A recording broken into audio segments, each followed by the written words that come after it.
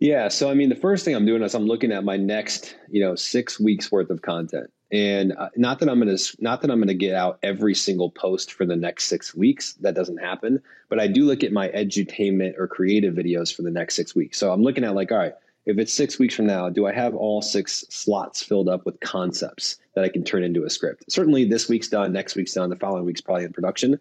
But beyond that, do I have the idea? It starts with an idea and a concept, similar to if you're going to make a movie, right?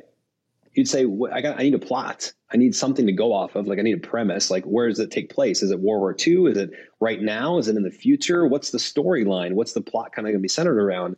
And then I can start incorporating the characters, right? I can start bringing in different elements to the actual story to start scripting it. So then it's like, I call it a skeleton, but I kind of build out a skeleton. Once I got a concept, right? Then I build out a skeleton, which the skeleton of the script is just the beginning, kind of the middle with the storyline and plot, and then how I think it's probably going to end. Once I have that, then I can actually go through and like script it line for line. So, Okay. because sometimes the beginning is like important. You got to catch their attention. You got to bring people on a story. It's got to make sense. So you can't go too crazy with it. People got to understand where you're taking them. And then the middle is kind of like, what's the story? Like, where are we going with this? What's the value that the audience is going to get out of this? What are they going to take away from this?